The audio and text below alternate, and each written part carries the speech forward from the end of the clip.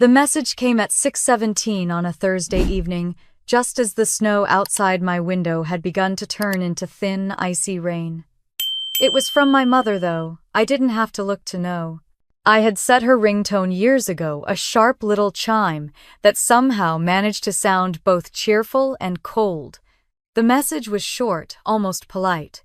Christmas this year will just be Michael's family and the in-laws. It's simpler that way. I stared at the screen. My brother's family, not mine. Simpler that way. The words sat there clean and efficient like a surgical cut. I felt nothing at first. No anger, no disbelief, just that dull weight pressing against the ribs, the familiar silence that comes after being reminded again of your rank in the family hierarchy. I typed 4 words back. Have a wonderful time. No punctuation, no questions. Then I placed the phone face down on the counter and watched the snow melt against the glass, turning into streaks of gray. It was the same every year, a new reason, a new version of the same sentence. Last Christmas it had been, we're staying closer to home. The year before, Michael's hosting and there isn't enough space. Always logistics, never emotion. My brother was the sun in their sky.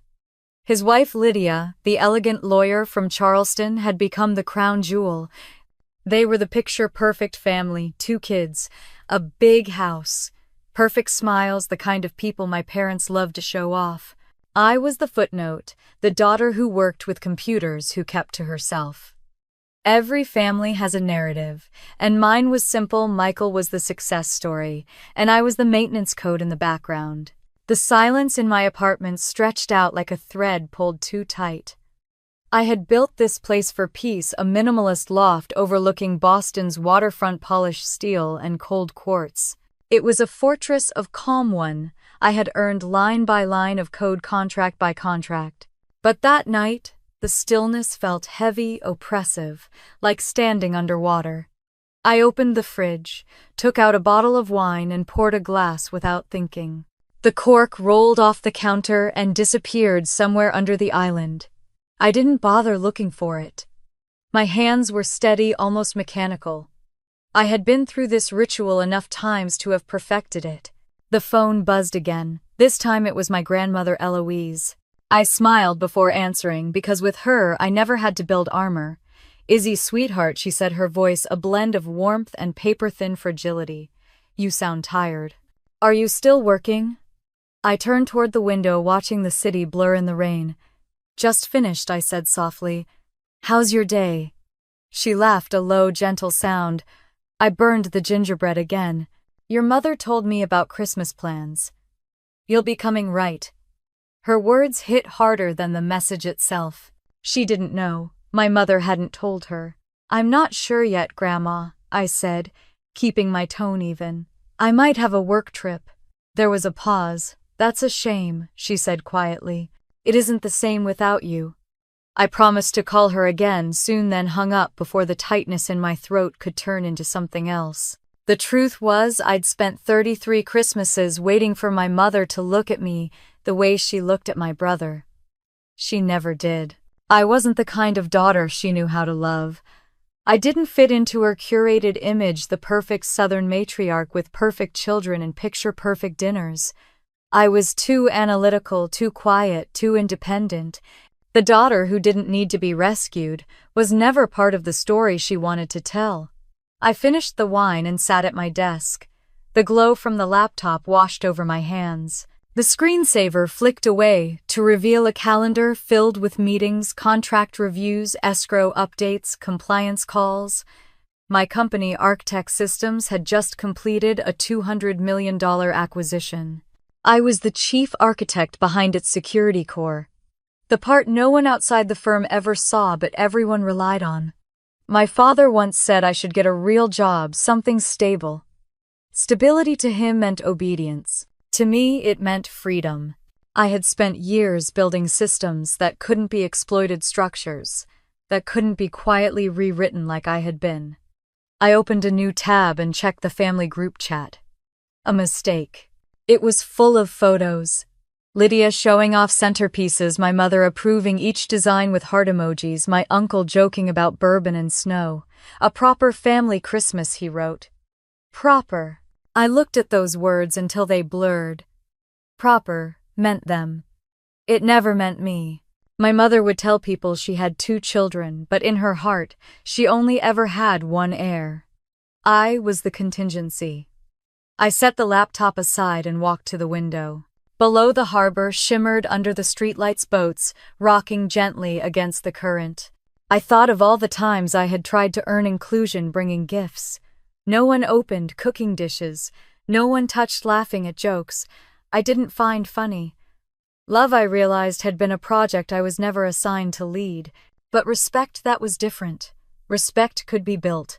Respect could be coded into existence. I sat back down and opened my encrypted email.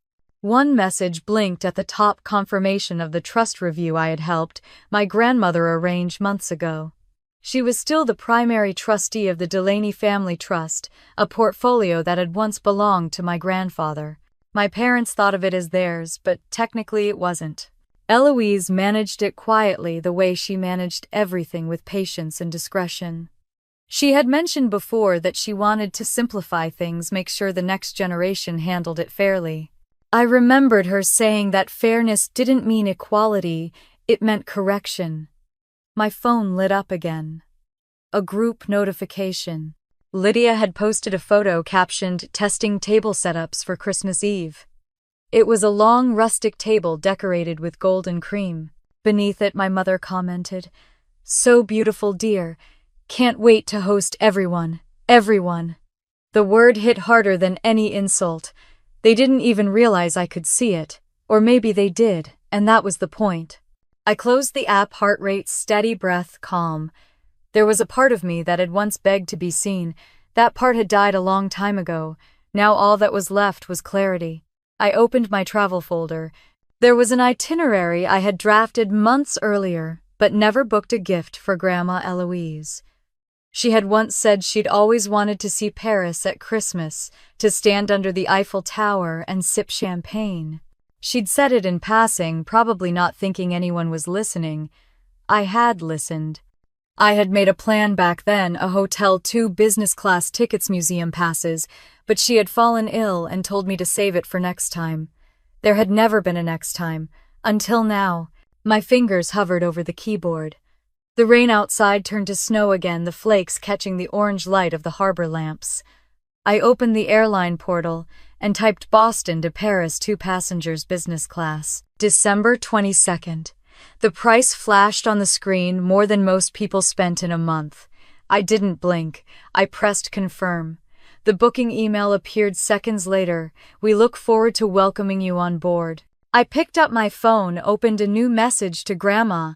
My thumbs hesitated only once before typing. "I have an idea. Paris. Business class. Pack a coat." I stared at the message, then hit send. It turned blue, delivered. Outside, the snow kept falling, quiet and endless, covering everything that had come before. I exhaled slowly, a smile curving at the corner of my mouth. They had uninvited me from Christmas, so I would make a new one mine. Not out of bitterness, but out of balance. Out of the understanding that sometimes the only way to prove your worth is to stop asking for a seat at someone else's table and build your own under brighter lights with better company. I poured another glass of wine, raised it to the empty room, and whispered, "To Paris." That night, as the city disappeared beneath a veil of falling snow, I didn't just close my laptop. I closed the door on the version of me that kept waiting to be invited. The next morning, the world outside was white. Snow had finally settled overnight, layering the city in quiet surrender. I woke to the sound of my phone vibrating on the nightstand, the faint hum weaving through the silence. It wasn't family. It was work, an automated alert from ArcTech's security system. I dismissed it and sat up, blinking at the pale winter light spilling through the windows. My reflection in the glass looked softer than I felt. For once, I wasn't dreading the day. There was something about knowing a decision was already made that made everything easier to breathe through. The email from the airline sat in my inbox, crisp and official. Departure December 22nd, business class. Passenger 1, Isabella Monroe. Passenger 2, Eloise Delaney. I scrolled down through the itinerary. Paris, 5 nights, return flexible. It felt unreal, but also inevitable, as though the idea had been sitting quietly in me for years, waiting for the right night to step forward. I clicked open another tab and began arranging the rest hotel transport dinner reservations. For someone whose family had built their lives around appearances, I was about to stage the most elegant rebellion of my life. Hotel Mongeon, tucked near the Tuileries Gardens, had been my choice before the kind of place that whispered wealth rather than shouted it. I reserved a suite overlooking the rooftops, noting the view of the Eiffel Tower in the distance. It wasn't just about comfort, it was symbolism. A quiet statement that beauty didn't have to ask for permission to exist. After that came the details: a private driver, a note to the concierge, requesting fresh peonies in the room, a menu that included Earl Grey tea and ginger biscuits. Grandma loved ginger. I paused at the payment page, watching the cursor blink next to the total. It was more than my parents' yearly mortgage payment. I didn't flinch. They had always measured worth in what could be displayed. I had learned to measure mine in what couldn't be taken back. By noon, my list was done. Flights, hotel, insurance, medication requests, all confirmed. There was only one call left to make. I dialed the number for my grandmother's landline in Savannah. It rang 3 times before she answered, her voice bright, familiar, and warm.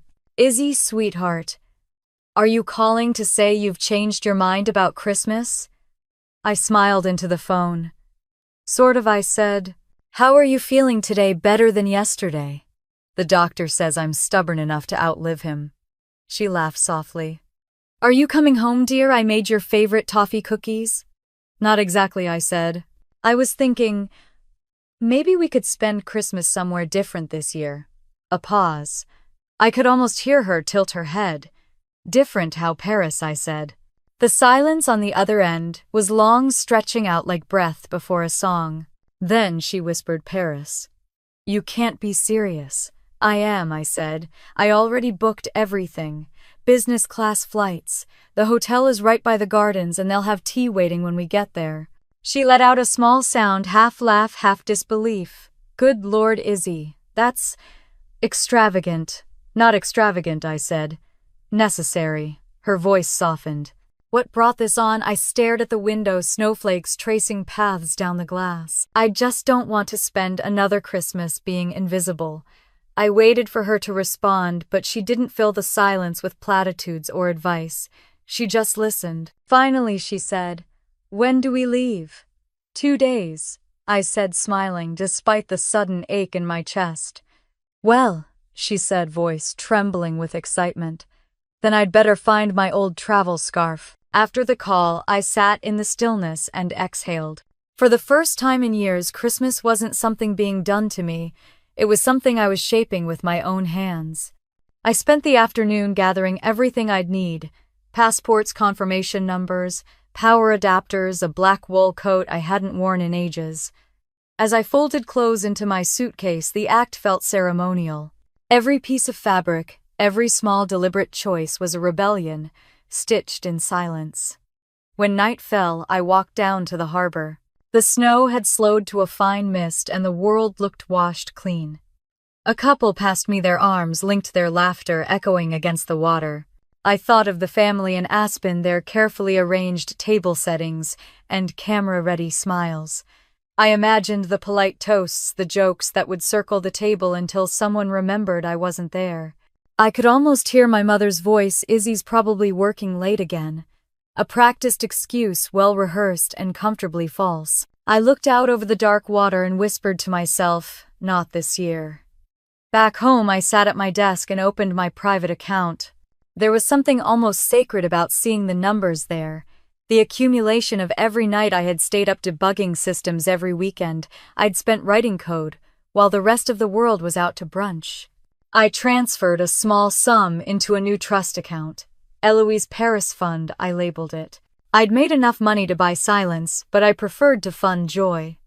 The next morning, I called the airline to confirm special assistance for an elderly passenger. The agent on the other end was courteous professional. "We'll make sure Mrs. Delaney is comfortable," she said. "Anything else you'd like us to arrange?" "Yes," I said after a moment. "Champagne as soon as she's seated." There was a pause. "Of course, Miss Monroe." I ended the call satisfied. The pieces were aligning perfectly, and I could feel the quiet thrill that came when a plan began to take form. It wasn't about showing off. It was about rewriting the narrative. For years, my family had defined me by absence, the one who doesn't come home, the one who's too busy.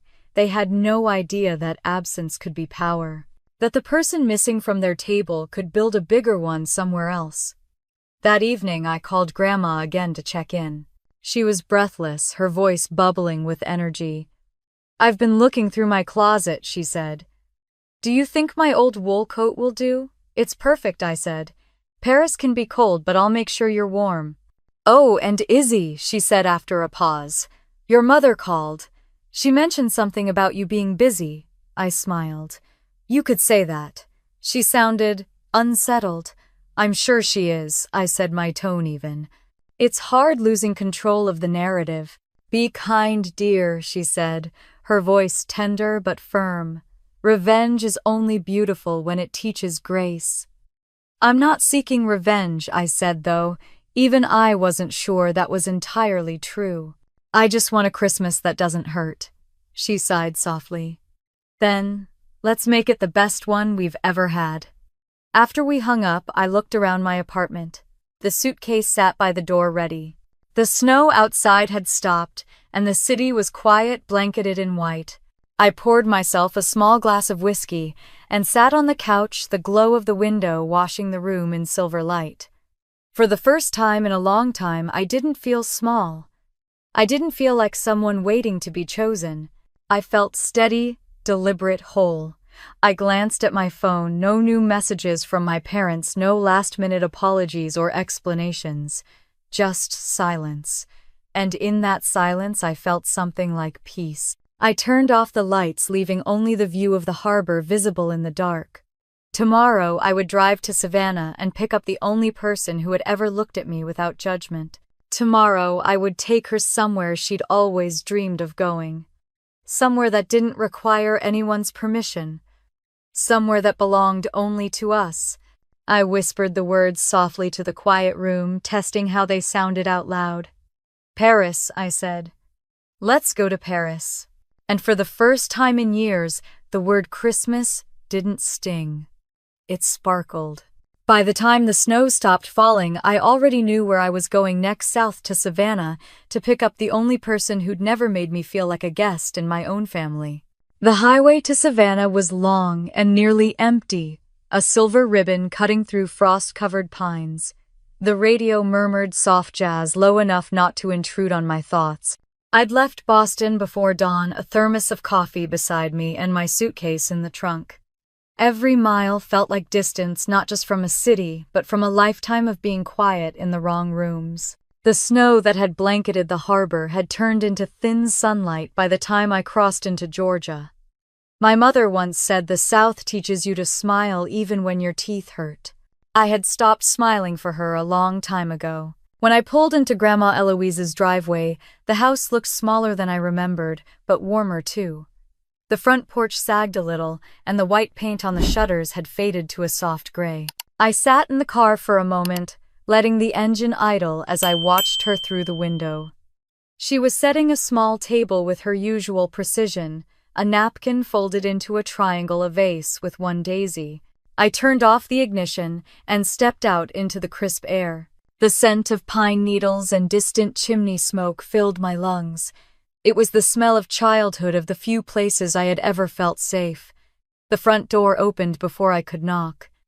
"Isabella Monroe," she said, her smile blooming like sunlight. "You look tired and underfed. That must mean you're successful." I laughed, stepping into her arms. She was small but steady, her embrace familiar and grounding. "I missed you, Grandma." "Of course you did," she said, releasing me. "Everyone misses me eventually." She glanced at the car. Is that all you're bringing? For now, I said, closing the trunk. We'll travel light. Her eyes narrowed with suspicion. Travel. I followed her inside, pretending not to hear. The house smelled like cinnamon and clean laundry. The same porcelain figurines still sat on the mantel, staring down with delicate indifference. I set my bag by the stairs, and she handed me a cup of coffee before I could ask. You still take it black, she said. Some habits survive, I said, sipping. Like your gingerbread, she chuckled. I didn't burn it this time. We sat at the kitchen table, the morning light cutting through lace curtains, landing on the faded tablecloth. She studied me for a long moment. You look different, she said softly. Not tired, just decided. I guess I am. Does this have something to do with your mother's text? I met her gaze. You heard she told me she was simplifying the guest list. Her voice was calm, but her eyes had steel in them. She always did like to simplify women she couldn't control. I smiled, feeling that quiet understanding pass between us. I'm not angry, Grandma, just finished. She leaned back in her chair, nodding slowly. Finished is a powerful word, Izzy. Dangerous, too. What are you planning? Something different, I said, my tone deliberately vague. She tilted her head. Different as in practical or different as in trouble? I grinned. Somewhere between the two. After breakfast, she insisted I help her take down a box from the attic labeled Christmas 1974. Just to see if the lights still work, she said. We carried it downstairs and opened it in the living room. Inside were strings of colored bulbs, a few broken ornaments, and a tangle of silver tinsel. She pulled out an old snow globe and shook it gently. The tiny Eiffel Tower inside shimmered under the falling flakes.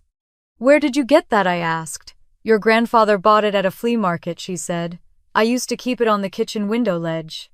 Told myself I'd see the real thing one day. Why didn't you? Her smile faltered. Life, I suppose.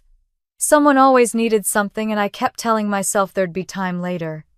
Then later turned into 40 years. I watched her trace the edge of the glass. What if later came now? She looked up at me, eyes sharp behind her reading glasses. Izzy, what are you up to? I sat beside her, holding the snow globe between us.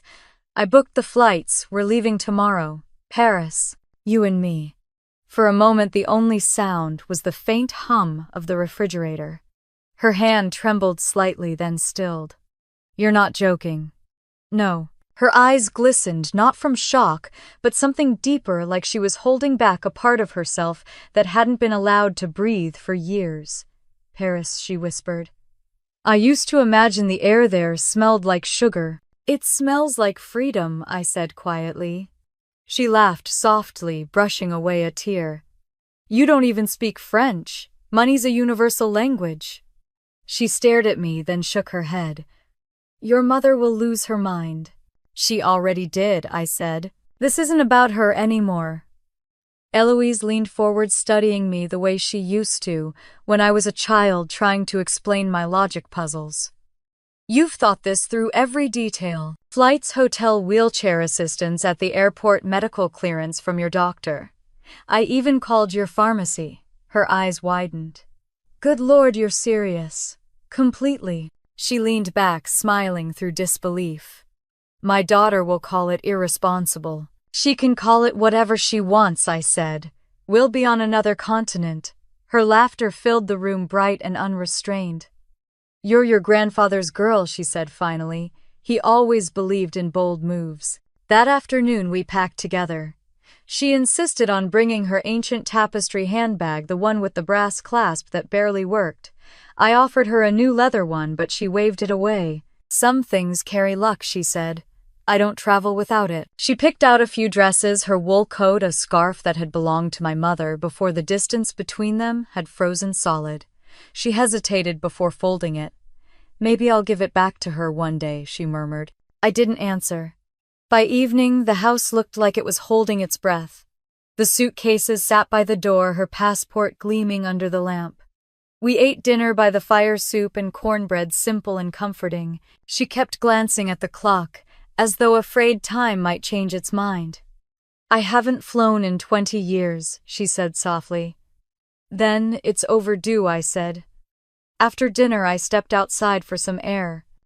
The December night was still the sky, a dark velvet dome pricked with stars. My breath curled into clouds as I stood on the porch feeling the weight of what tomorrow meant. This wasn't just a trip. It was a correction, a rebalancing of a lifetime's worth of being sidelined. They would wake up on Christmas morning to a family photo missing 2 faces, and for once the absence would speak louder than any presence ever could. When I came back in, she was sitting by the fire with a mug of cocoa. The flickering light painted her features in gold and shadow. She looked up at me. "Are you sure you're ready for what this means I am?" I said. "You know your mother will call the moment she finds out. She'll have to dial international," Eloise chuckled. "You sound so calm." "I am calm," I said. "Because for the first time I'm not waiting to be invited. I'm the one choosing where to go." She studied me for a long time, her expression unreadable. Then she nodded. "Good, just promise me one thing." "What's that?" "When they talk about this and they will, don't let them turn it into a scandal. Let it stay what it really is." "And what's that?" "A love story," she said simply. "Between a granddaughter who refused to stay small and an old woman who finally decided to see the world." I smiled, feeling something warm unfurl in my chest. "I can live with that." She sipped her cocoa, satisfied. Then it settled. Tomorrow we fly. As the fire dimmed to embers, I sat beside her, the snow globe still on the table between us. Inside it, the tiny Eiffel Tower shimmered in endless snowfall. It felt like a promise kept even before the plane left the ground. Outside, the night deepened, and somewhere in the distance, the faint chime of a church bell marked the hour. Tomorrow, everything would change. By sunrise, our suitcases were in the trunk, her passport in my bag, and the road to the airport stretching ahead like the first clean page of a new life. The airport was chaos wrapped in tinsel. Families moved like slow, noisy currents through the security lines, dragging overstuffed suitcases and shouting at each other across plastic bins. Somewhere, a child was crying over a lost stuffed reindeer. I stood with Grandma Eloise at the edge of the check-in counter, our luggage stacked neatly beside us, 2 passports in my hand. The agent behind the counter smiled, her holiday lipstick a shade too bright. "Good morning. Where are we flying today, Paris?" I said, sliding our documents forward. The woman's fingers froze over the keyboard for a moment, her expression softening when she looked at Eloise. "That's quite the Christmas trip," she said. Eloise's eyes twinkled. "It's long overdue, dear," the agent chuckled. "I'll make sure you're well taken care of." We moved through security faster than I expected. Eloise insisted on walking, refusing the wheelchair service I had arranged. "If I'm flying halfway across the world, I'm going to do it on my own 2 feet, she said. She walked slowly, but proudly, her posture straight, her scarf a swirl of deep green wool against the gray terminal. People looked at her, some smiled, some stared, but she carried herself like she had waited 80 years to take this walk. At the gate, she stood by the window gazing out at the planes. "You know," she said, "your grandfather used to talk about the world like it was a series of locked doors. He said if you had the right key, you could go anywhere." "And you believed him?" I asked. She smiled faintly. "No, I learned to pick locks instead." We both laughed, though her eyes stayed fixed on the horizon. The loudspeaker crackled with our boarding announcement. "Passengers in Group 1, for Flight 227 to Paris, you may now begin boarding." "That's us," I said.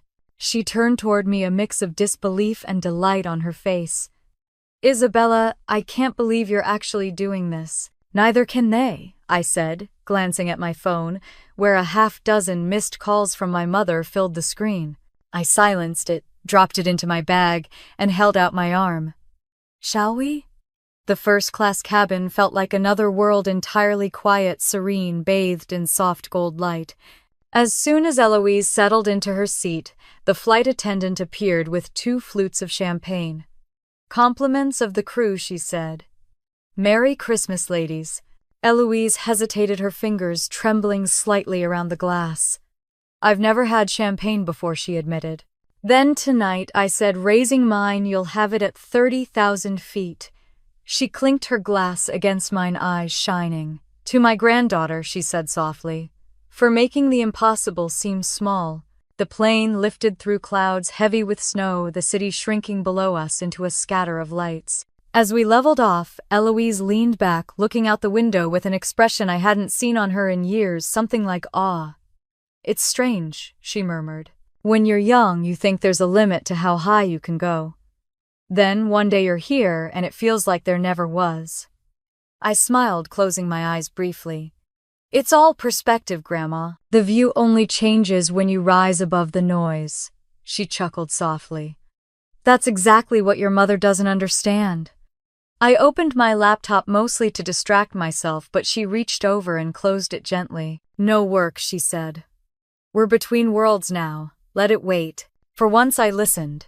Hours passed in a quiet rhythm, the hum of the engines, the soft rustle of blankets, the occasional clink of cutlery as meals were served.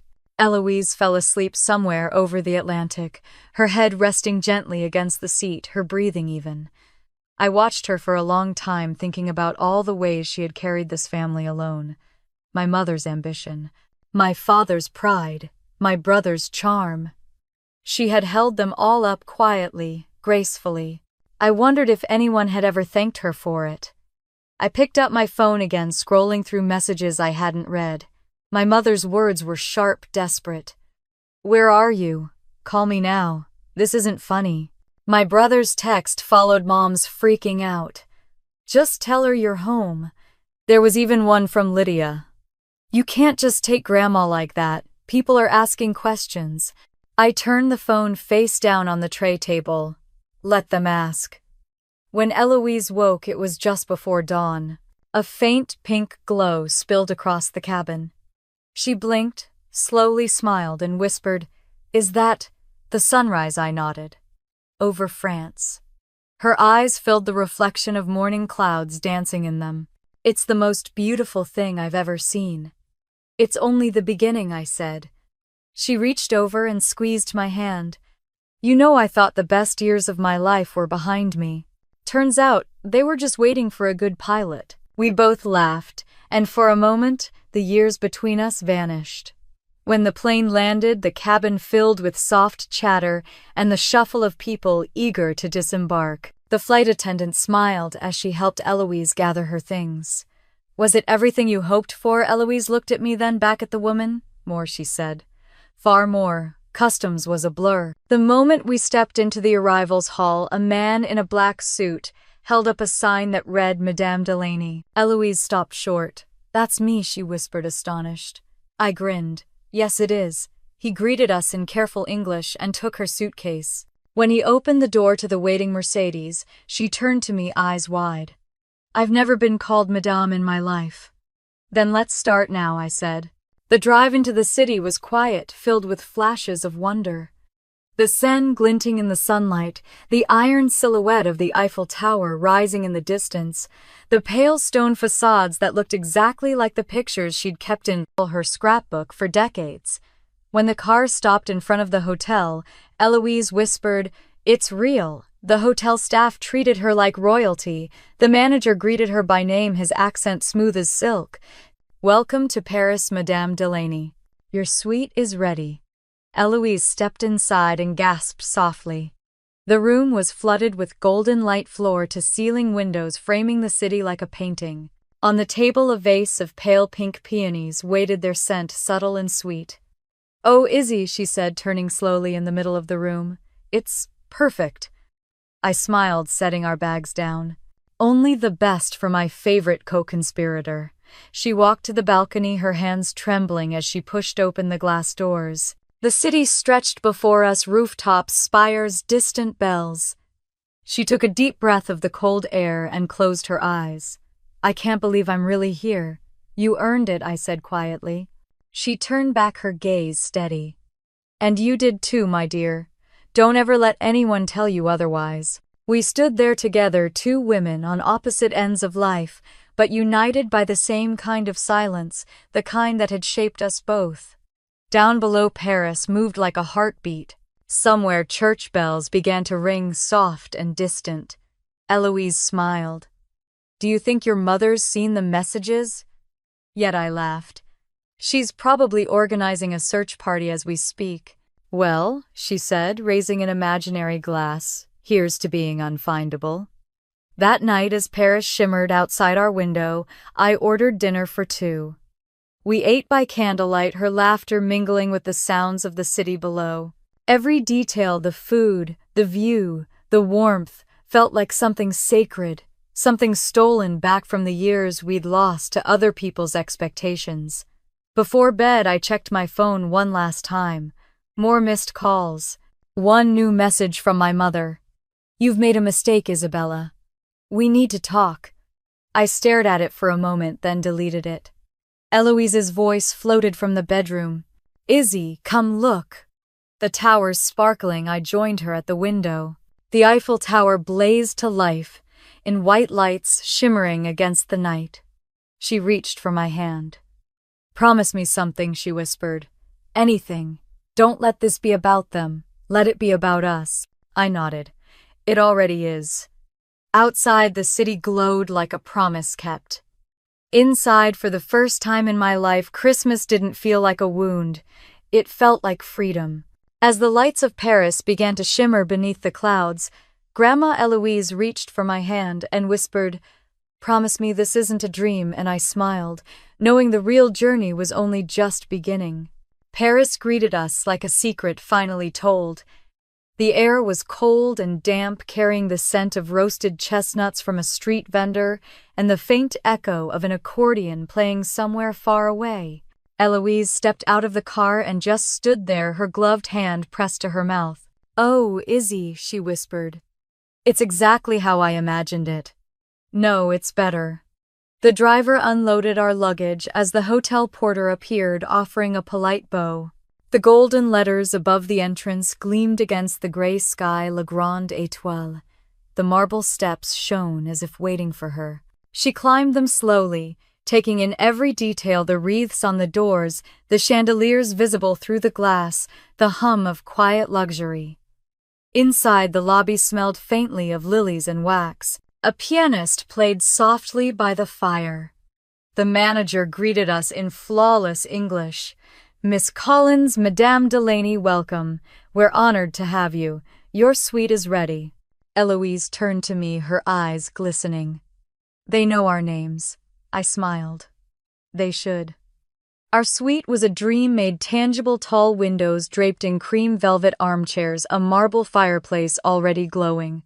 The city stretched beyond the balcony, the Eiffel Tower rising like a promise through the mist. Eloise walked straight to the window, her fingertips grazing the glass. "I used to have a postcard of that," she murmured. "It hung by my vanity mirror for 40 years. Now you have the real thing," I said. She turned, her voice trembling with disbelief. "And you did all this for me?" "For us," I corrected. We unpacked slowly, deliberately. Eloise lined her pills on the bedside table as if arranging tiny pieces of control.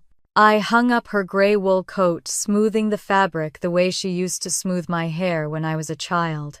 Every gesture felt like an undoing of years that had separated us, distance, silence, misunderstandings, stitched together by small kindnesses. When she found the new dress waiting for her, soft dove gray cashmere wrapped in tissue, she gasped. "Oh, Izzy, it's beautiful. It's for dinner tomorrow night," I said. "You're going to look incredible." She smiled, tracing the fabric with her fingers. "I haven't dressed up in years. Your mother always said I was too old for all that." I said nothing but the words carved deep. That evening, I ordered tea service to the room. A silver tray arrived, fine china cups, macarons, lemon tarts, so perfect they looked unreal. Eloise took a sip, her eyes closing. "I don't know what this tea is, but I might marry it." We both laughed. It felt good to laugh. Afterward, I set up the new phone I'd bought her, showing her the single icon on the screen with my face. "If you ever need me," I said, "you just press that." She tilted her head. "And you'll answer anywhere in the world?" "Anywhere," I said. She nodded, impressed. Technology really is a kind of magic. Later, while she dozed on the sofa, I stood at the window watching the traffic swirl below. I thought about the people back home, the perfectly curated dinner table, the polished silver, the laughter they'd rehearsed for their in-laws. I imagined my mother's face when she realized I wasn't answering her calls. Somewhere in the distance, a church bell rang 6 times. It felt like a countdown to something inevitable. My phone buzzed again. Another message from my brother Nathan. "Mom's losing it. Just tell her you're safe." Then a second one followed. "She says you kidnapped Grandma." I almost laughed out loud. Kidnapped. The woman was sitting in a 5-star hotel suite, eating lemon tarts and planning which scarf matched her dress. I took a photo of her asleep on the sofa, her face serene in the golden light. I sent it to Nathan with one line. "Looks like she's suffering." Then I silenced my phone again. The next morning the sky was pale blue, and Paris felt like it had been freshly painted. We started early, bundled in coats and scarves. The hotel arranged a car to take us along the Seine. Eloise leaned against the window, naming things as if she were reacquainting herself with an old friend. The river, the bridges. "Oh, look at those balconies. They actually have flowers in winter." We stopped first at a small café tucked on a cobblestone street in Le Marais. The air inside was warm and smelled of butter and espresso. The waiter addressed us in French. I responded haltingly, earning a proud nod from Eloise. "You learned French for this enough to order croissants and champagne," I said. We sat by the window watching the city wake up. She ate her croissant, slowly savoring every bite like it was her first and last. "When I was young," she said, "I thought happiness had to be earned. Now I think it's just something you have to allow." I looked at her at the light, catching the silver strands in her hair. "Then let's allow it, Grandma." After breakfast, we visited the art museum. I'd arranged a private viewing of the Monet exhibit. When we entered the gallery, Eloise's breath caught. There it was, the painting from her postcard. The water lilies, the soft brushstrokes of light. She stepped closer, tears in her eyes. I never thought I'd see it with my own eyes. The curator stood respectfully behind us. "Take as much time as you like," he said. Eloise just stared at the canvas, her hand trembling, as she reached out not to touch, but to feel the air between her and the art she'd dreamed of for a lifetime. "It's like seeing my own memories," she whispered. I watched her in silence, realizing this trip was never really about revenge or proving a point. It was about restoration, about giving her back something the world and our family had taken. When we left the museum, the light had changed. The streets glowed gold and the chill in the air had softened. Eloise looped her arm through mine. "You know what I think?" "What I think? This is the first Christmas that actually feels like one." That night, I ordered dinner in the hotel's private salon, just the two of us. Candlelight flickered against the crystal glasses. A small string trio played near the fireplace. Eloise wore the gray dress, and I thought she had never looked more beautiful. Partway through dinner, she leaned closer. "Your mother called me last week before all this," she said. "She wanted to make sure I wasn't lonely. But I think what she really wanted was to make sure I didn't cause a scene." I raised an eyebrow. "Did she mention me?" "She said you'd been difficult lately." I laughed softly. "That's their favorite word for me." She nodded. "It's also what they call anyone who refuses to stay small." For a while, neither of us spoke. The violinist began playing something soft and melancholy, and Eloise smiled faintly. "You know," she said, "you remind me of myself. The younger version. The one who never got to be." I took her hand. "Maybe we're both getting another chance." She squeezed it gently. "Maybe we are." Later, when she went to bed, I sat alone on the balcony. The Eiffel Tower sparkled in the distance, the city murmuring below. My phone buzzed again. This time it wasn't my mother or brother. It was my Aunt Ruth. "Everyone's talking, Izzy. You've really stirred the pot. Your mom says you'll regret this." I stared at the message for a long time before replying. "Maybe. But not tonight." The night air was cold against my skin, but it felt good, real. I looked through the window at Eloise sleeping peacefully and realized something had shifted inside me. I wasn't angry anymore. I was awake. Somewhere far away, the phone on my nightstand blinked again. I ignored it. The next morning, I knew the real storm would begin. That night, as I drifted to sleep to the sound of Paris traffic below, I had no idea that by morning our quiet escape would become the headline of a family scandal thousands of miles away. The first messages came before breakfast. I woke to the sound of my phone buzzing across the marble nightstand, the screen lighting up again and again with the same names: Mom, Nathan, Aunt Ruth. I let it vibrate until the battery nearly died. The city outside our window was pale and quiet, the Eiffel Tower still ghostly in the morning mist. Eloise was already up, sitting by the window in her robe, sipping tea and reading the hotel's French newspaper upside down. "You're famous," I said, yawning. She looked up confused. "What do you mean?" I tossed her my phone. "Apparently word got out that we're not spending Christmas in Florida." Her eyes scanned the flood of messages, her brows lifting slightly. "They're panicking," she said. "Your mother says you abducted me." I poured myself coffee. Her words, not mine.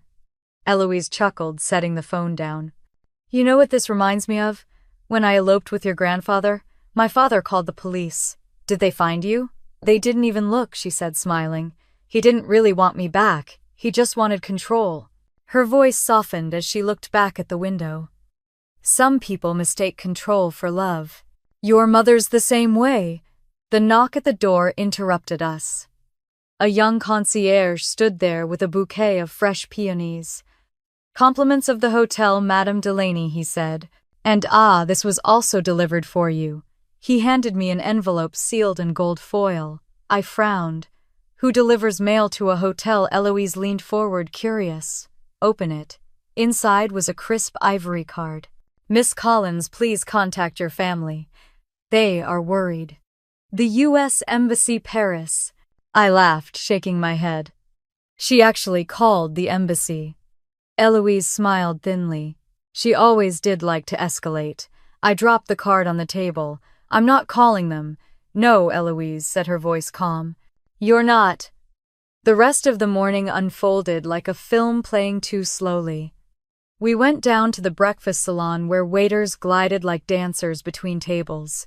Eloise ordered pancakes, marveling that they were almost American but fancier. I watched her laugh with the waiter, the lines around her eyes softening her voice, full of the kind of joy I hadn't heard in years. For a moment I forgot there was a storm brewing across the ocean. When we returned to the suite, I checked my email mostly out of habit. Among the usual updates from my law firm and a few holiday sales, one message stood out: subject trust inquiry. Immediate response requested. It was from the law office that had managed the Delaney family trust for decades. I opened it carefully. "Miss Collins, your grandmother has contacted our office with requests to revise her estate documents. Before proceeding, we require your confirmation for coordination, as she has named you as primary consultant. Please advise availability for a virtual meeting within 24 hours. I turned to Eloise. "Grandma, what did you do?" She didn't even look surprised. "Oh, I made a few calls yesterday before dinner. It's time I cleaned up some old paperwork." "Cleaned up?" I repeated. She shrugged, folding her napkin neatly. "It's my money, darling. I might as well decide where it goes while I can still hold a pen." I sank into a chair. "You're changing the trust?" "I'm updating it," she said. "And before you ask, no, I'm not doing it out of spite. I'm doing it because I finally see clearly who's earned my faith and who hasn't." Her tone was steady, but there was an undercurrent of steel in it. "Grandma, you know they're going to lose their minds." She smiled faintly. "Then let them. Perhaps losing their minds will help them find their conscience." That afternoon, while she napped, I joined the video call with the law firm. The lead attorney, a silver-haired man named Mr. Wainwright, greeted me politely. "Miss Collins, I understand you're in Paris with Mrs. Delaney. She has requested several amendments. I'd like to confirm your understanding before proceeding." "I understand perfectly," I said. He adjusted his glasses. "One of the proposed changes includes designating you as successor trustee. That would transfer fiduciary control upon her passing." I nodded slowly. "She's aware of the implications fully," he said. And I might add she was quite specific about her reasons. Her words were, and I quote, "I prefer the family realist to the family performer." I couldn't help but smile. That sounds like her. By the time Eloise woke, the legal documents had been drafted. She read every word, her reading glasses perched on the end of her nose. When she finished, she signed them without hesitation. "Done," she said. "And you'll keep copies, of course." "I already have," I said, scanning the PDFs into my encrypted drive. She leaned back in her chair. "Good. Now let's have tea. I feel lighter already." That evening I took her out for a walk along the Champs-Élysées. The city glowed with holiday lights, strings of gold and white swaying gently in the cold breeze. Eloise clutched my arm, her eyes darting from one glittering display to another. "Your mother would hate this," she said suddenly. "Why, because it's not her idea," she replied, laughing. Her laughter was contagious. We stopped at a small chocolatier's window where truffles sat in rows like jewels. I bought a box, and she insisted we eat two right there on the sidewalk. "Best rebellion I've ever tasted," she said. We returned to the hotel to find a voicemail waiting. The front desk clerk handed it to me on a written note. "Miss Collins, a woman called claiming to be your mother. She asked for your room number. We did not provide it." Eloise chuckled when I read it out loud.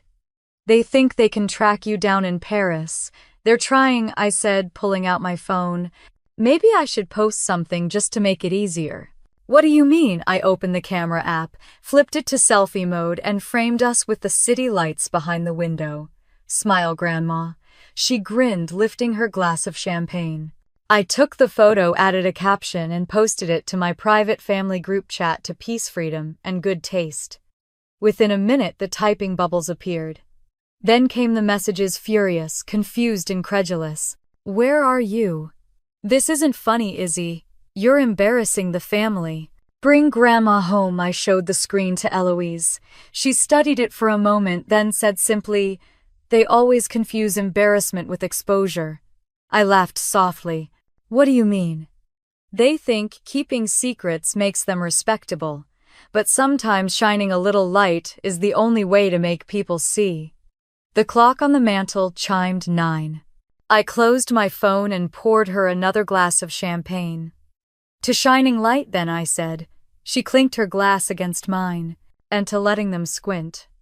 Later that night I couldn't sleep. The adrenaline of defiance kept me awake.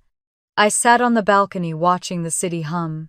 Somewhere far away, my family was unraveling, their carefully built narrative falling apart. But here, in this golden cocoon above the streets of Paris, everything felt balanced. When I finally went back inside, Eloise was awake too.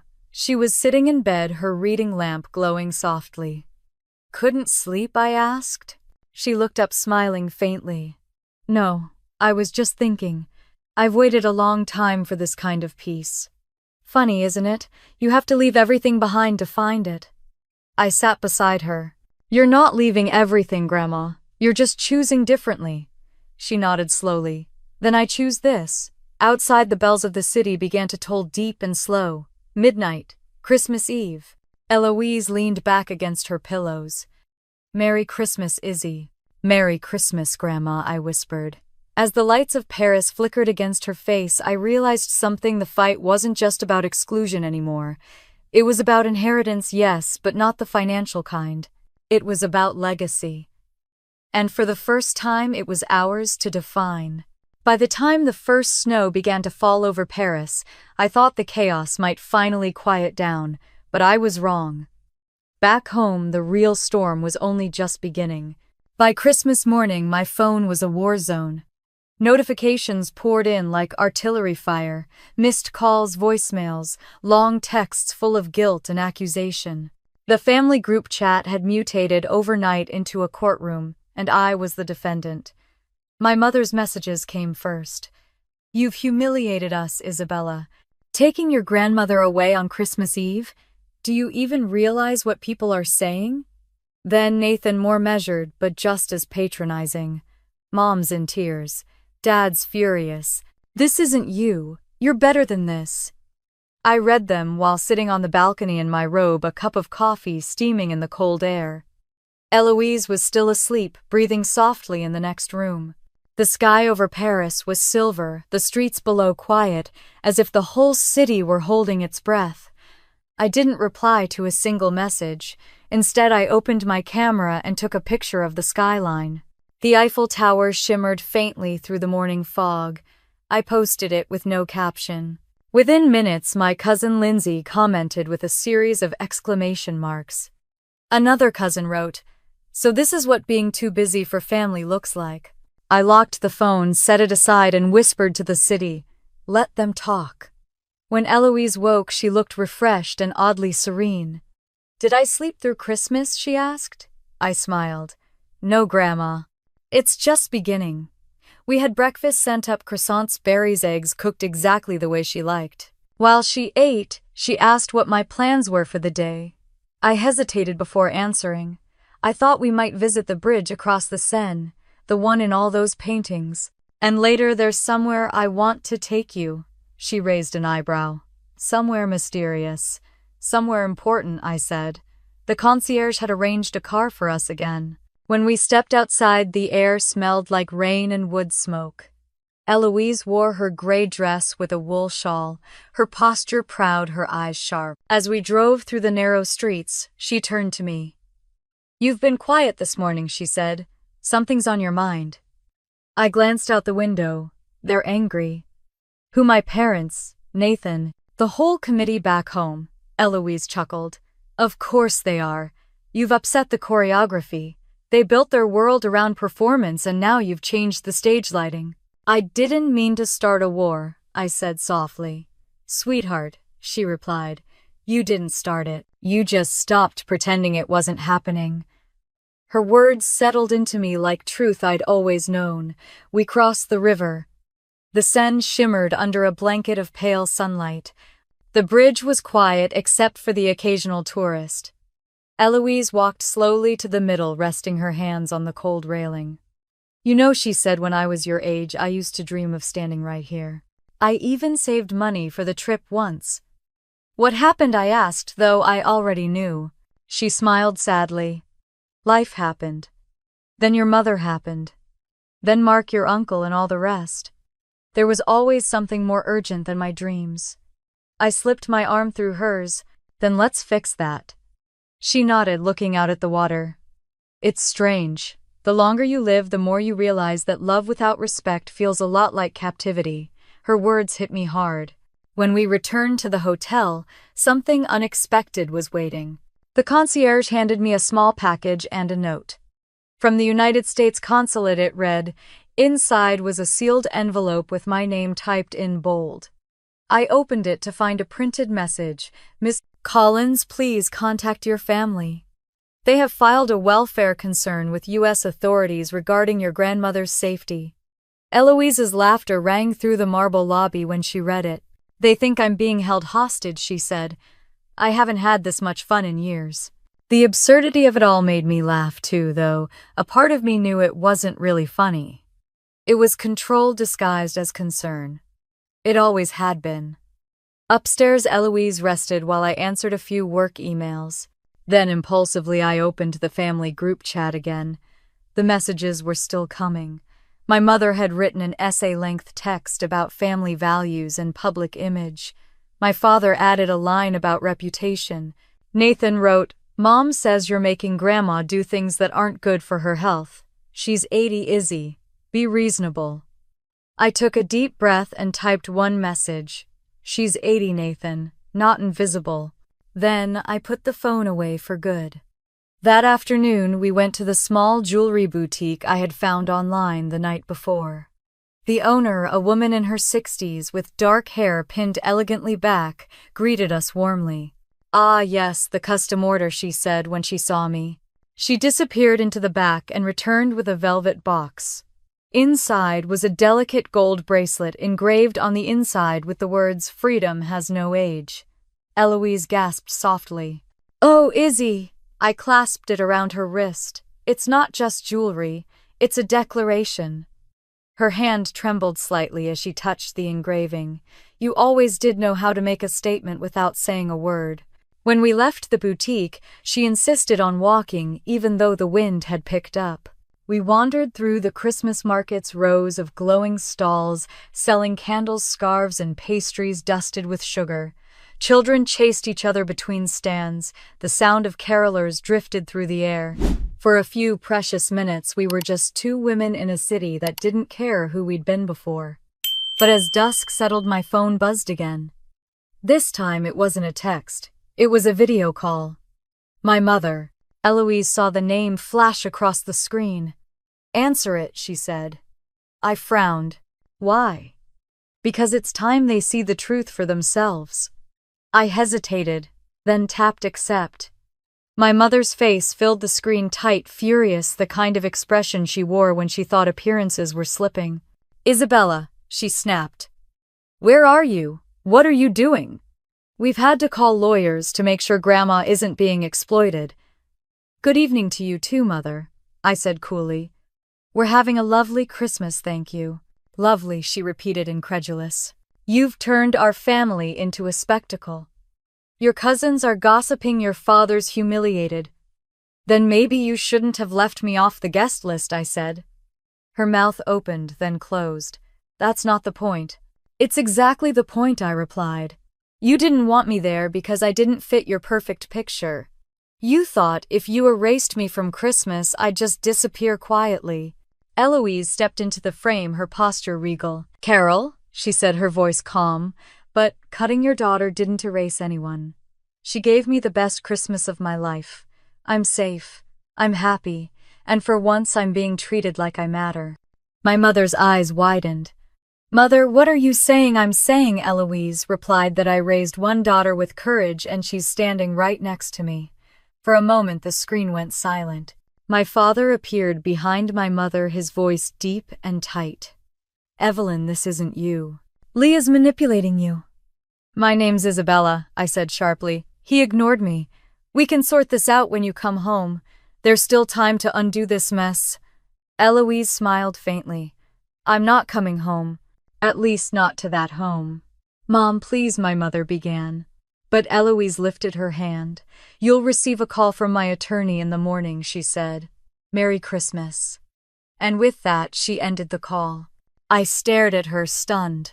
"Grandma, what was that?" "Phase 1, she said, smiling. "Now finish your champagne. We have work to do." That night, while the rest of the world celebrated, we sat side by side at the window, the Eiffel Tower glittering in the distance. She told me stories I'd never heard, of her first love, of sacrifices she'd made, of the quiet ache of always being second to someone else's comfort.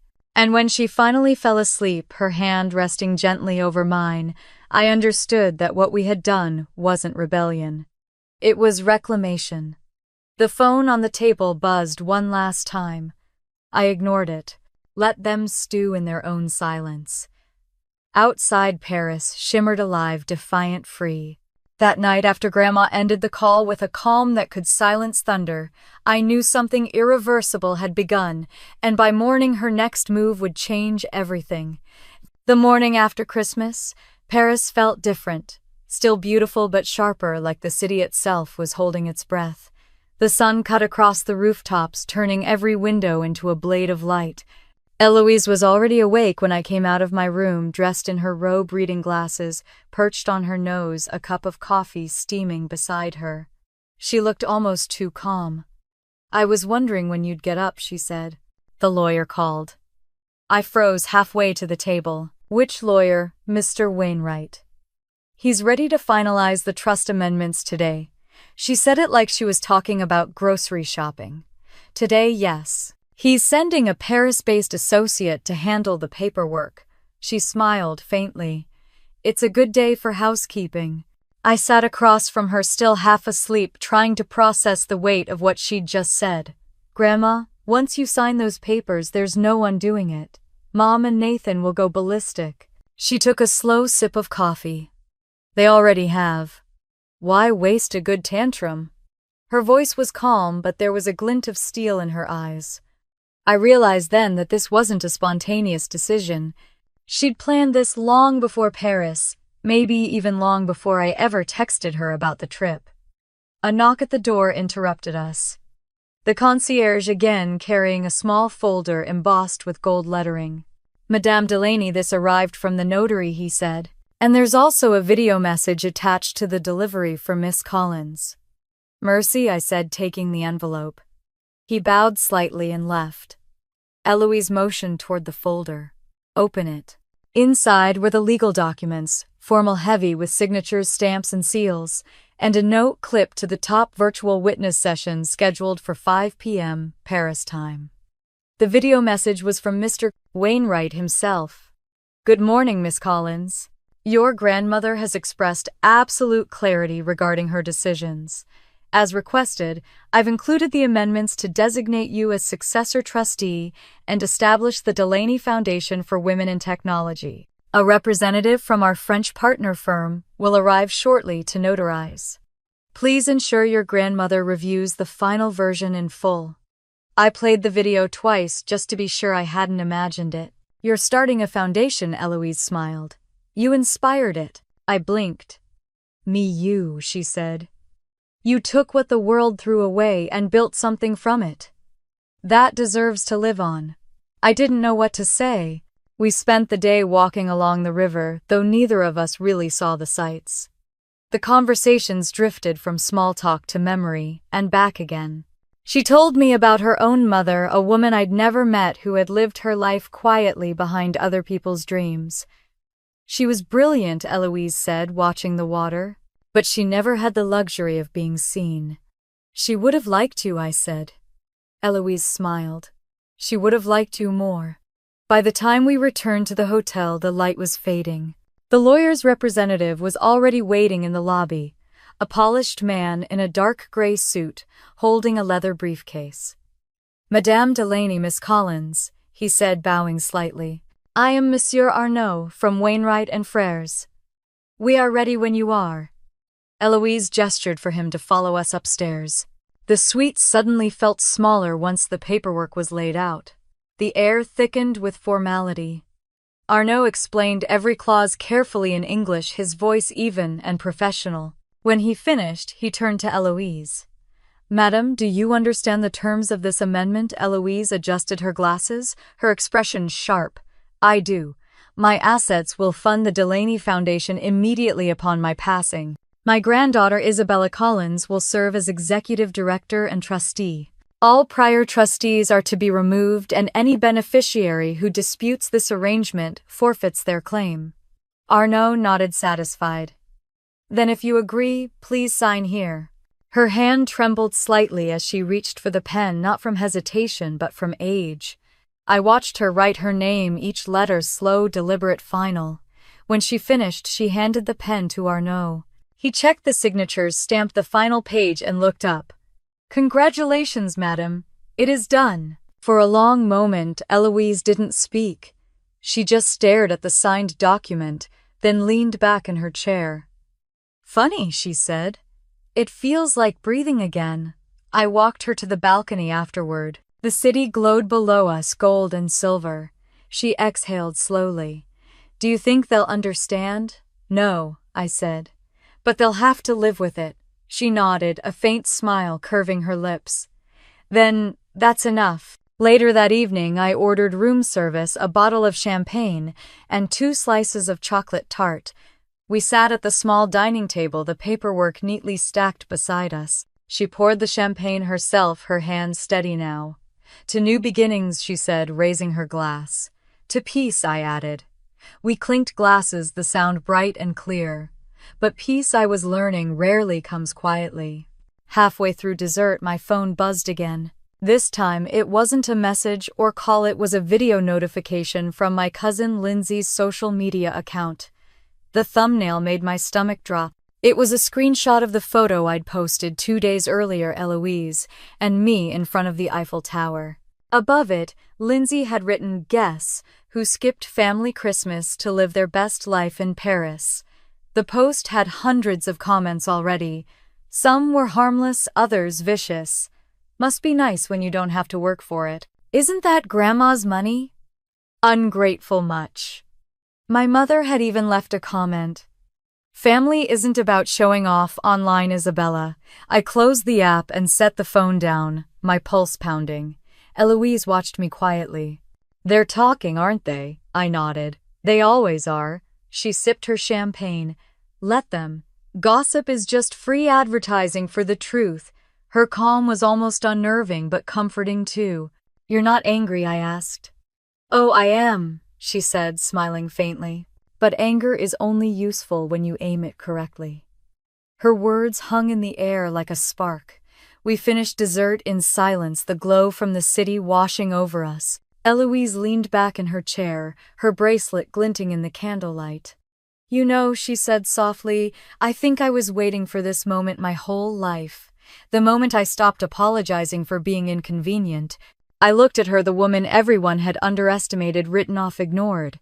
You've never been inconvenient, Grandma. You've just been extraordinary in a room full of people who didn't notice. Her eyes shimmered, but she didn't look away, and now they will. When she finally went to bed, I stayed up alone. I opened my laptop and drafted an email to Mr. Wainwright. Subject: Next steps for foundation activation.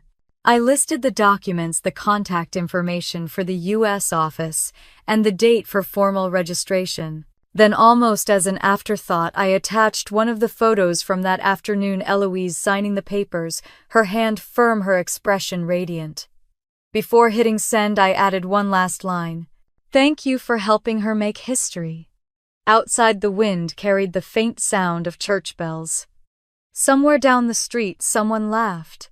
I closed my laptop and looked out at Paris, the city that had become our witness. Tomorrow, I knew the storm back home would reach its peak.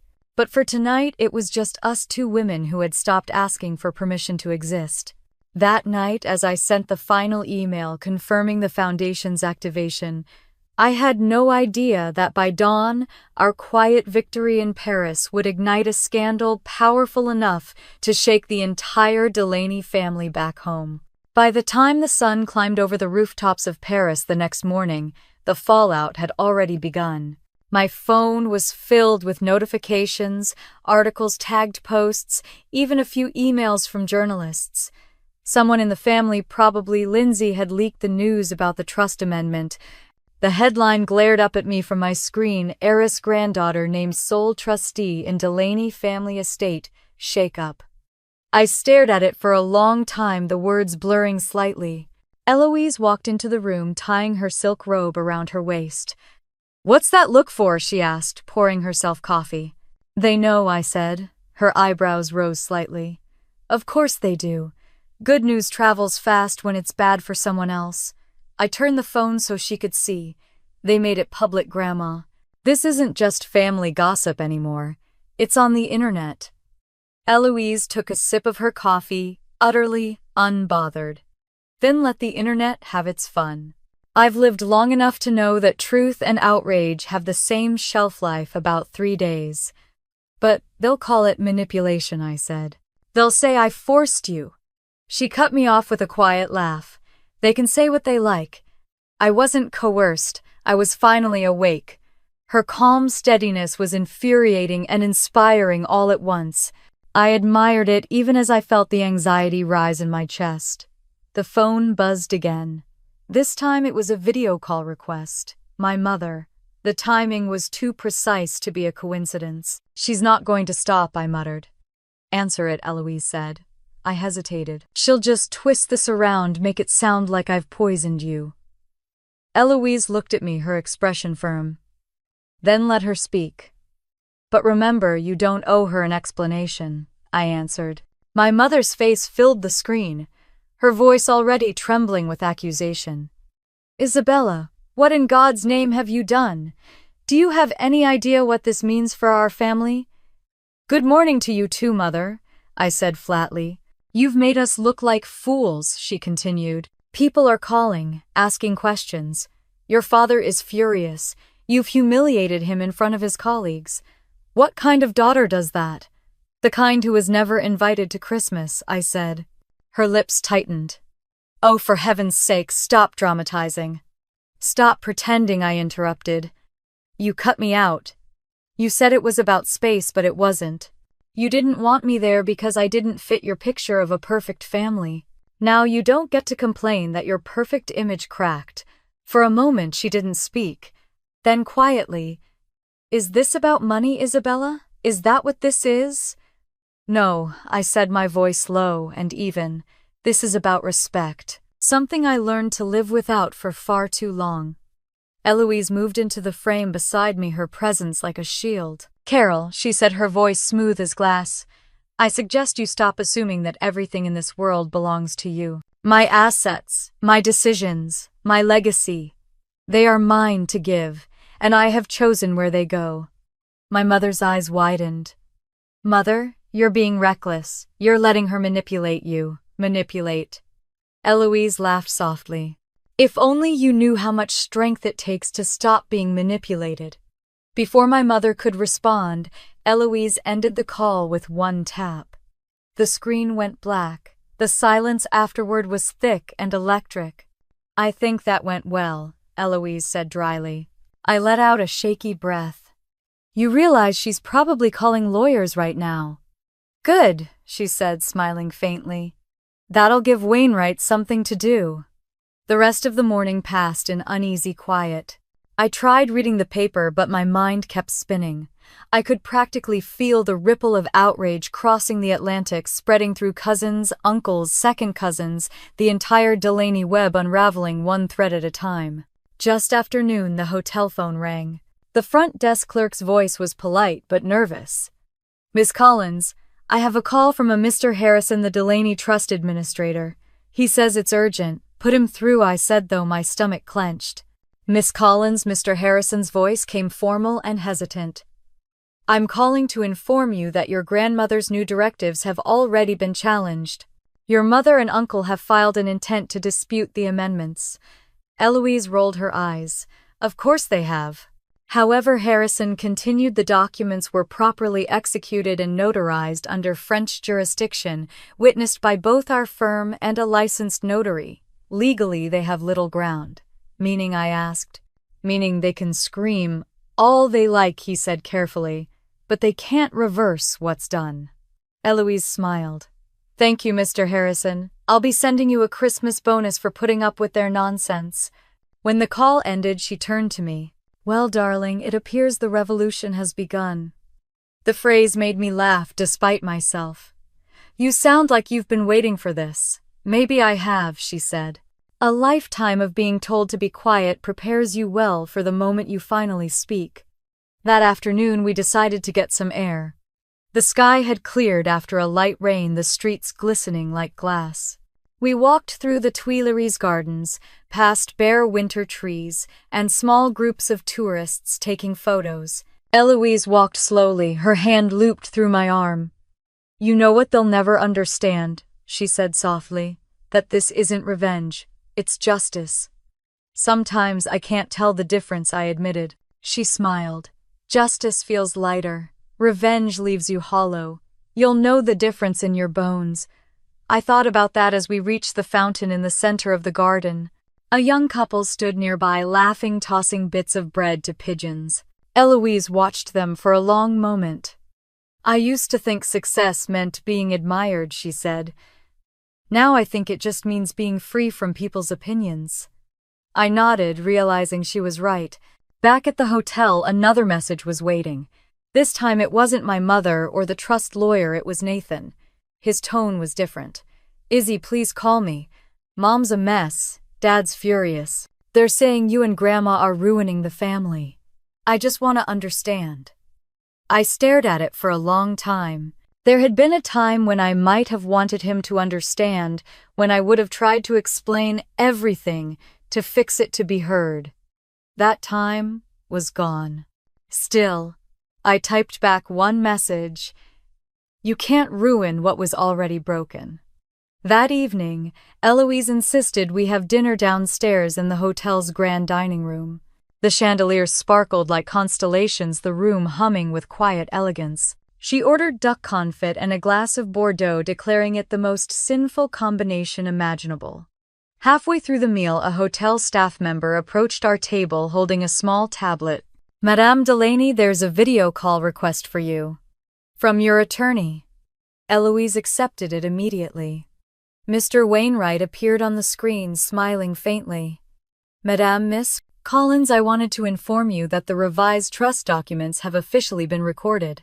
The Delaney Foundation is now a recognized charitable entity.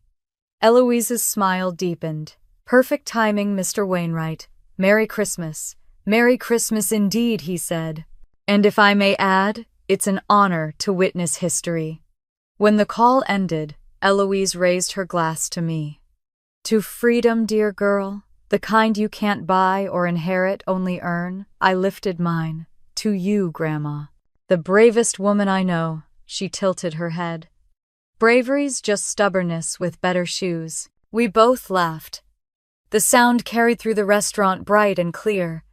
That night as I tucked her into bed, she looked at me with that same steady gaze. You know, Isabella, what they'll never grasp is that all I ever wanted was peace for this family. I just finally realized I had to remove the poison to find it. I sat beside her, brushing a stray hair from her face. You did the right thing, Grandma. She smiled faintly. So did you. Outside Paris glittered beneath the full moon, the streets alive with light. But inside that room, for the first time in years, everything was still. And yet deep down, I knew the silence wouldn't last. The next call would come soon, and it wouldn't just be words this time. It would be war. That night, as Paris slept and the headlines spread back home, I knew it was only a matter of time before my parents stopped hiding behind phone calls and showed up in person to reclaim the control they'd just lost. The call came just after noon. I was sitting by the window reading through the Foundation's first draft proposal when my phone began to vibrate again and again. Not my mother this time, Nathan. The tone of his messages was different, urgent but not hostile. Izzy, please pick up. Mom's not okay. Dad says you've gone too far. We need to talk. I didn't answer. I knew how this game worked. First came the guilt, then the fear, then the offer to make peace that always meant surrender. Eloise was in the sitting room, wrapped in her shawl, watching the city with a quiet smile. They're circling, aren't they? She asked, without turning around. They're panicking, I said. Nathan says Mom's unwell. She's not unwell, Eloise said flatly. She's unbalanced. There's a difference. I laughed, even though I shouldn't have. You're savage. I'm old, she corrected. The filter dies first. Before I could respond, the hotel phone rang. The concierge's polite voice floated through the receiver. Miss Collins, there is a Mr. and Mrs. Delaney requesting to see you in the lobby. My blood went cold. They're here, yes, ma'am. They've just arrived from the airport. I hung up, my pulse thudding. Eloise turned toward me, calm as ever. Well, she said, rising from her chair, it seems Christmas came late this year. They actually flew here, I said. They must have found out where we were staying. Let them come, she said simply. We'll hear their performance. Then we'll decide whether to applaud. I wanted to refuse to tell the concierge to turn them away, but something inside me, some quiet, defiant part, wanted to see this through. I'll meet them, I said. Eloise nodded. Not alone. The elevator ride to the lobby felt like descending into a courtroom. The doors opened onto a scene I would never forget, my parents standing near the Christmas tree, looking utterly out of place among the polished marble and golden garlands. My father's jaw was set tight. My mother's face was pale, her eyes swollen from crying or pretending to. Isabella, she said, as soon as she saw me, her voice trembling. What have you done? I stayed still, enjoying my holiday, mother. What brings you to Paris? Don't play coy, my father snapped. You know damn well why we're here. You've made a mockery of this family. Behind me, Eloise's cane clicked against the marble as she approached. The sound alone silenced them. David, she said coolly, Carol, you've both traveled far. Sit before you embarrass yourselves further. My father's nostrils flared. Mother, this isn't a joke. Do you even understand what you've signed? Do you know what she's done to you? Eloise lifted an eyebrow. I'm 81, David, not senile. What she's done is remind me who I raised and who I tolerated. My mother stepped forward, her voice quivering with desperation.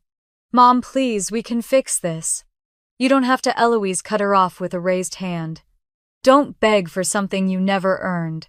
You've all been dining on my generosity for decades, mistaking inheritance for love. Consider the meal over. I had seen my mother angry before, but never like this. Her voice turned sharp, trembling with fury. You've poisoned her, Isabella. You've turned her against her own family. What kind of granddaughter does this? The kind who finally stopped apologizing, I said quietly. My father pointed at me, his face red. This isn't over. I'll contest it. Every penny, every clause. I'll take you to court if I have to. Eloise laughed softly. You can try, but read the documents first. I made sure the forfeiture clause was ironclad. The moment you disparage or sue, you lose everything. He blinked, speechless. My mother's face turned ashen. Eloise stepped closer, her eyes sharp as glass. You wanted control, David. But control without compassion is tyranny. And I'm too old to live under tyrants. For a long time, no one spoke. The tension in the air was thick enough to choke on. Finally, my father straightened his coat. Fine, you win, he said, his voice cold. But don't expect us to come crawling back when this all falls apart. Eloise smiled faintly. I won't. Crawling never suited you. He turned and stormed out through the glass doors. My mother stood frozen, her eyes fixed on me. You've destroyed us, she whispered. No, I said softly. You destroyed yourself the moment you decided love was conditional. She turned away, following my father out into the cold. The lobby fell silent.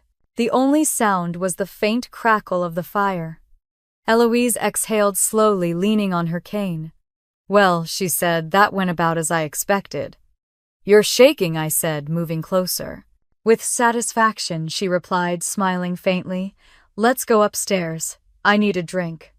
Back in the suite, the tension dissolved into exhaustion. Eloise sank into the armchair by the window. I poured her a small glass of sherry. Do you regret it? I asked. She sipped slowly, considering. I regret waiting this long, she said. I regret all the years I mistook silence for peace. Her words landed heavy in the quiet room. I thought about my own life, the times I had swallowed my pain, the years I had tried to earn their love through success, through restraint, through disappearing when they needed space. Silence wasn't peace. It was suffocation. I sat down beside her. You know they'll come after me next. She looked at me with a mix of pride and warning. Let them. You have truth on your side, and the truth, when spoken clearly, terrifies people who live on illusion. That night, I received an email from Mr. Wainwright confirming that the Paris notarization was complete and logged. The foundation was now active beyond the reach of any family litigation. It was done. But the messages kept coming. My mother left a voicemail, her voice breaking midway through. You think you've won, Isabella, but all you've done is isolate yourself. When the applause fades, you'll be alone. I deleted it without listening to the end. The next morning, Eloise woke early and asked to see the Eiffel Tower one last time before we left. We stood together at dawn, the tower glowing gold against the pale sky. She took my hand.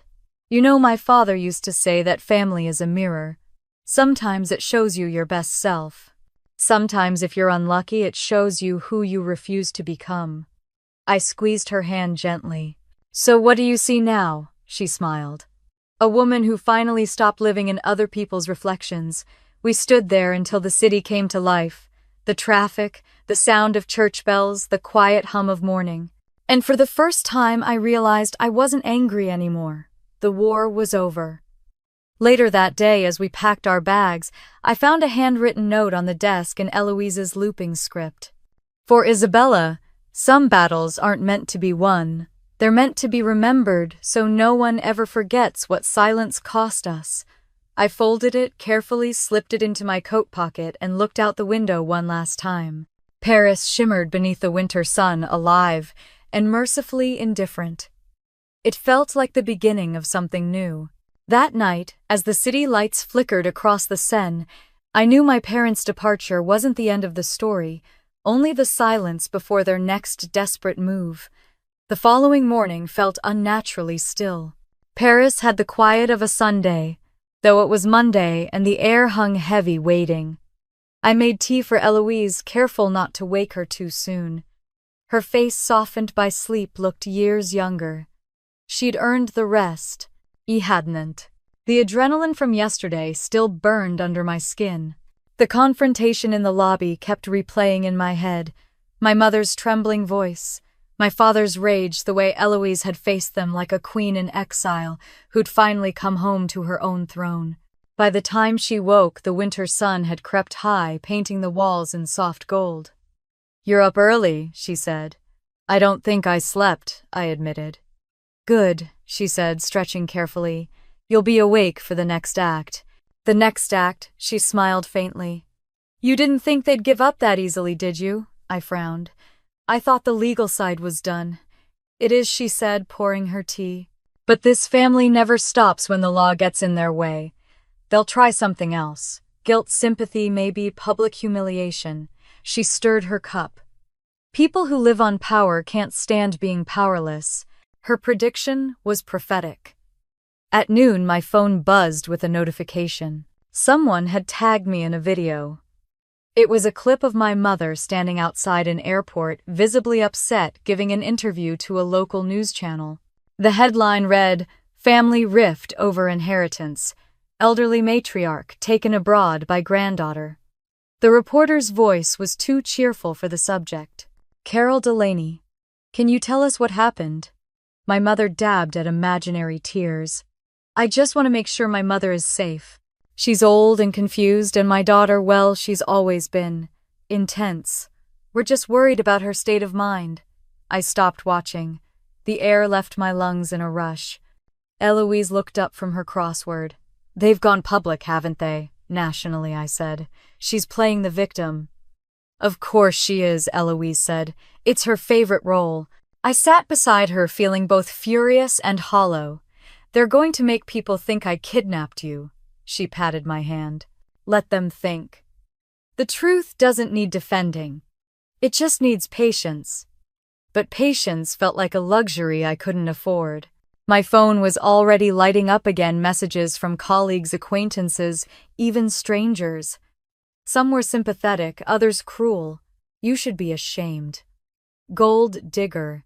She raised you, and this is how you repay her." I wanted to throw the phone across the room.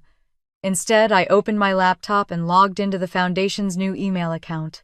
A flood of welcome messages from women in STEM programs filled the inbox. Students, professors, engineers, people who had read about the Delaney Foundation's launch in the same articles that mocked me. Their words were short but powerful. "Thank you. This gives me hope. My grandmother would have loved this." Eloise watched me read. "There," she said quietly. "That's the real story." That afternoon we decided to go out. It was cold, the sky, a soft gray snow, threatening but not yet falling. We walked through the streets near the Louvre, our scarves pulled tight. Eloise was slower today. She paused often to catch her breath. "Don't worry," she said each time. "I'm not fading, just savoring." We stopped at a cafe with an awning striped in green and white. The waiter recognized us from a few days before and greeted Eloise like an old friend. He brought her hot chocolate and a croissant so fresh it melted at the touch. She closed her eyes after the first sip. "Perfection," she whispered. For a few minutes we were just two people sitting in the soft hum of a Paris afternoon. Then my phone rang again. It was Nathan. I almost ignored it, but Eloise placed her hand over mine. "Answer it," she said. "It's time." I swiped to accept. Isabella. Nathan's voice was quiet, shaky. I had to call. "Mom's. She's gone too far. She's on the news calling me a kidnapper," I said. "I know," he sighed. "I tried to stop her, but Dad's furious. They're saying Grandma's lost it, that you've manipulated her. I don't know what to do anymore." For a moment I said nothing. Nathan had always been the peacekeeper, the golden boy who never chose sides because he never had to. Now I could hear the crack in his certainty. You can start, I said finally, by telling the truth. He hesitated. They'll hate me for it. They already do in their own way, I said. But you'll sleep better. He didn't argue. Instead, he said something I hadn't expected. Grandma was right. You are intense, but maybe that's not such a bad thing. The line went quiet, then ended. I put the phone down and met Eloise's gaze. He's scared, I said. Good, she replied. Fear is the first crack in denial. That night, the city turned to crystal. Snow finally began to fall, catching in the glow of streetlights. Eloise and I stood by the window watching it drift past. The noise from the street below, a violin, laughter, a car horn, faded into a kind of music. I'm sorry this got ugly, I said quietly. I didn't mean to drag you into a war. She smiled, her reflection shimmering beside mine. Oh, my dear, this war started long before you were born. I'm just glad you're the one who ended it. The next morning I found her sitting at the desk writing on hotel stationery. Her handwriting, though a little shaky, was still beautiful. She folded the paper, slipped it into an envelope, and sealed it with a careful press of her thumb. What's that? I asked. A letter, she said. I wanted to ask after what, but her expression told me not to. Later that day, the hotel manager knocked on the door to deliver a message. Madame Delaney, he said, there's a video call request from the United States. A family conference, I believe. Eloise smiled faintly. Perfect. Set it up for 8 o'clock this evening. The manager hesitated. Shall I prepare the salon? Yes, I said before she could answer, and send up the good champagne. He nodded, bowing slightly. When the door closed, I looked at her. You're planning something, she smirked.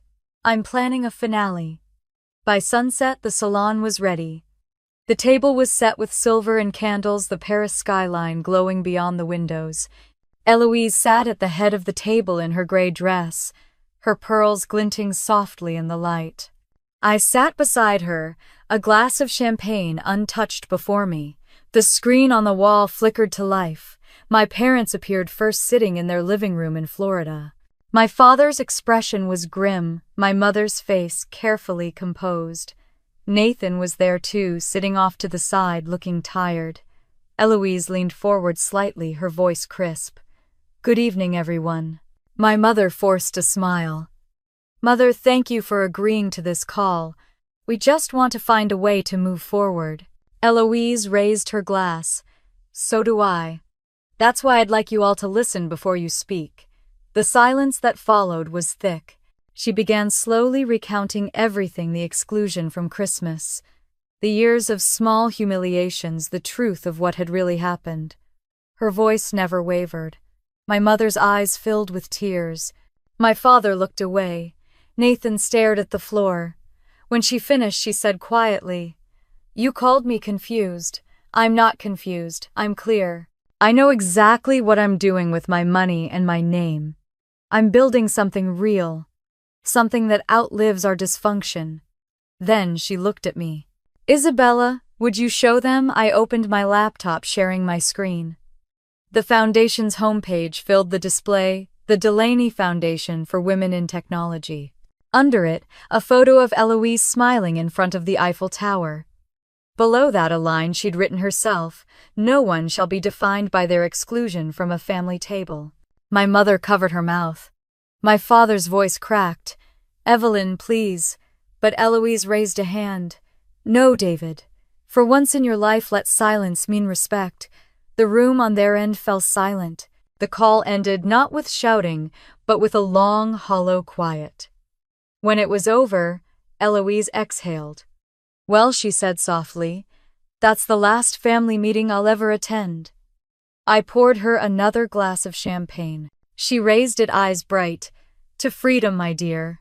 Hard won and beautifully kept. And when our glasses met, I felt the weight of generations lift. That night, after the final call ended and the room fell into silence, I watched Eloise staring out at the Paris skyline, her reflection framed by candlelight, and I realized she wasn't just closing a chapter, she was preparing to end the story, on her own terms. The next morning, Paris was quiet again, almost reverent, as if the city itself knew something sacred had ended. I woke to find Eloise sitting by the window in her robe, her eyes lost somewhere beyond the rooftops. A half-written postcard sat on the table beside her, one she'd bought the day before at the museum gift shop. She was writing to no one in particular. "I don't want to leave," she said softly. "You don't have to yet," I replied. "The flight's not until tomorrow." She smiled faintly. "That's not what I meant." For a moment I didn't understand. Then I did. A chill passed through me. "Grandma," I said, moving closer. "Don't talk like that." She reached for my hand, her fingers cool but steady. "Izzy, everything I wanted to say has been said. Everything I needed to do, I've done. I've watched you stand taller than anyone ever allowed me to, and that's enough." I sat on the edge of the chair next to her, trying to hide the tremor in my voice. "You're just tired. You need rest." She looked at me with the softest smile, the one I'd known all my life. "Rest is exactly what I need." Outside, the church bells began to ring slow and solemn. Paris was beginning its morning prayers. Later after breakfast, we walked to the bridge one last time. Eloise insisted on wearing her gray coat even though the air was sharp and cold. The city was almost empty, just us, the water, and the faint hum of traffic. She stood in the middle of the bridge, gazing at the reflection of the clouds in the river. "This is how I want to remember it," she said. "Not the fighting, not the noise, just this." I wanted to tell her there'd be other moments like this, that we'd come back in the spring, that she'd see the cherry blossoms in the Tuileries. But something in her posture told me she already knew she wouldn't. We walked back in silence. By afternoon, the hotel suite was filled with the faint scent of flowers. The concierge had sent up a bouquet of white peonies with a handwritten note to Madame Delaney with respect and admiration. Eloise smiled when she read it.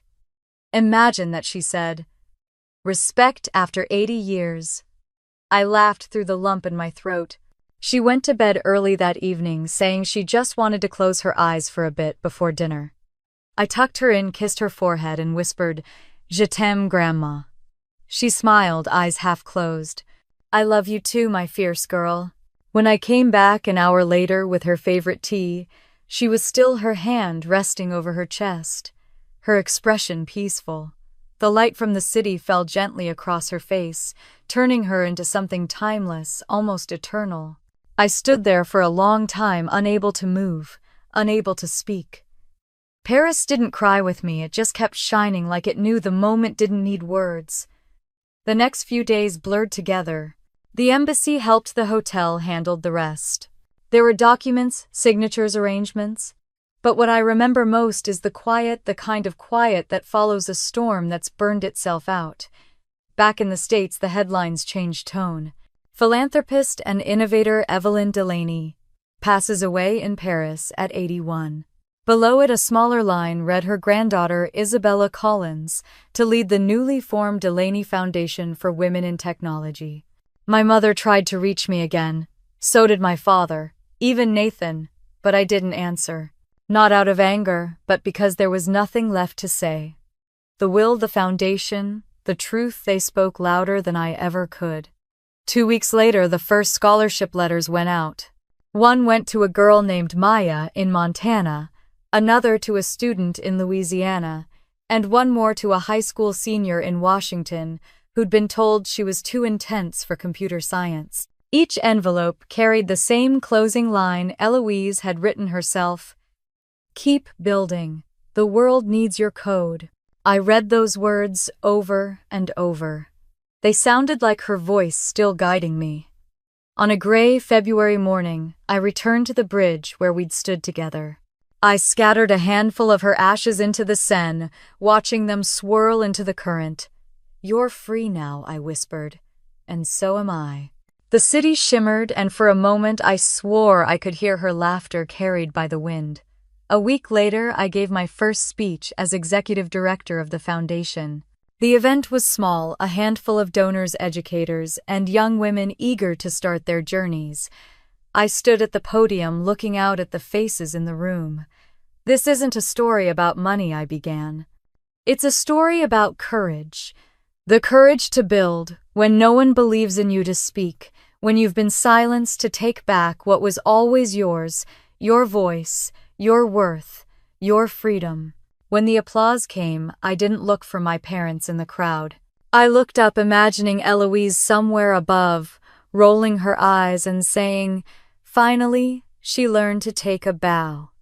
After the event, a young woman approached me, no older than 20. "Miss Collins," she said nervously, "I just wanted to thank you. I was told people like me don't belong in tech, but then I read about your grandmother, about you." I smiled. "Then don't let them write your story for you. Write your own." That night I sat in my office, our new foundation headquarters in Seattle. The walls were lined with photos of Eloise at the Eiffel Tower, at the museum on that bridge. Her favorite quote was etched in glass above the entryway: "No one shall be defined by their exclusion from a family table." I poured a glass of champagne and raised it to her portrait. "To us," I said softly. "To peace, to justice, to freedom." Outside, the city lights flickered across the water, reminding me of Paris. For the first time in years, I didn't feel invisible. I felt seen, whole. And somewhere in that feeling, I understood what she had meant on that last morning, when she said she didn't want to leave. She hadn't. Not really. She lived on, not in marble or money, but in every girl who'd ever been told to shrink and instead decided to rise. So I keep her story alive. Every Christmas I light a candle, open the windows, and let the cold air in. I make tea the way she liked it. Dark, rich, strong, and I whisper, "We did it." And every time I share this story, every time someone listens, I feel her beside me smiling. If you've ever felt left out, silenced, or made to feel small, remember this: your silence doesn't make you invisible. It makes you powerful, because one day you'll find your voice. And when you do, the world will have to listen. If this story moved you, leave a comment and tell me where you're listening from. Don't forget to like, share, and subscribe for more stories about resilience, justice, and second chances.